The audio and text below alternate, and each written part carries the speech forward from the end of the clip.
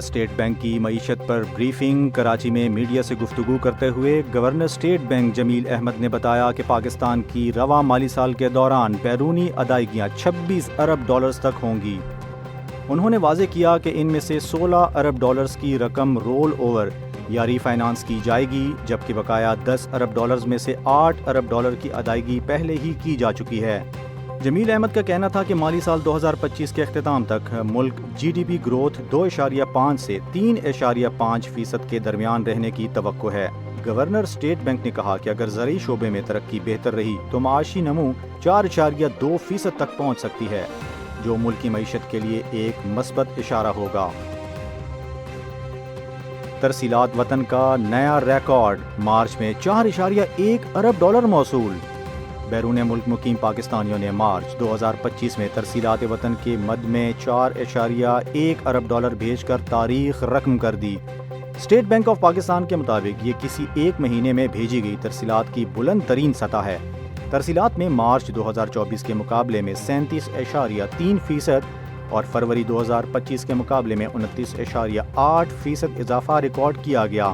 رواں مالی سال جولائی تا مارچ کے دوران مجموعی ترسیلات 28 ارب ڈالر تک پہنچ چکی ہے، جبکہ گزشتہ سال کے اسی عرصے میں یہ 21 ارب ڈالر تھیں، جو واضح اضافہ ہے۔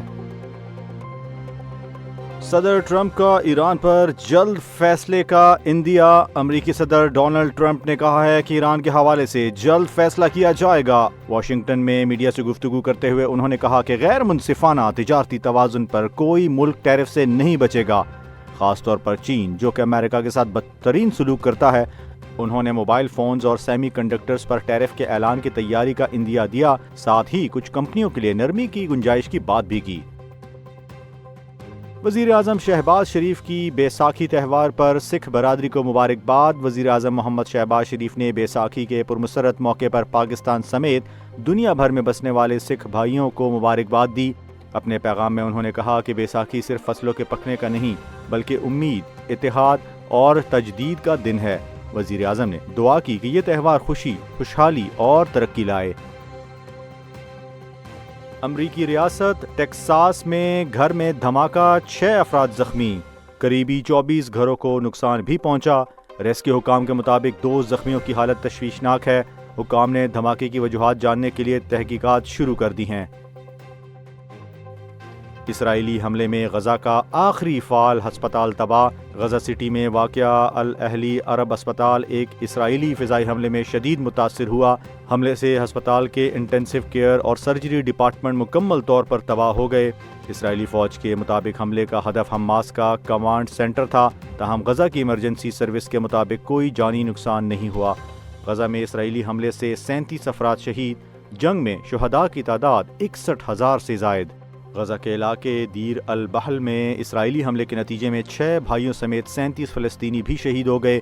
غزہ کی وزارت صحت کے مطابق اب تک 50,944 فلسطینی شہید ہو چکے ہیں، جبکہ حکومت کے میڈیا دفتر نے شہادتوں کی تعداد 61,700 سے زائد بتائی ہے۔ ہزاروں افراد اب بھی ملبے تلے دبے ہوئے ہیں، جنہیں مردہ تصور کیا جا رہا ہے۔ امریکی کانگریس کے ایک وفد نے chief of army staff general Syed Asim Munir سے ملاقات کی اور دہشت گردی کے خلاف جنگ میں پاک فوج کے کلیدی کردار کو سراہا۔ ISPR کے مطابق کانگریس کے وفد نے GHQ میں آرمی چیف سے ملاقات کی۔ وفد کی قیادت جیک بریگمن کر رہے تھے، جبکہ تھامس سوزی اور معزز جوناتھن جیکسن بھی وفد میں شامل تھے۔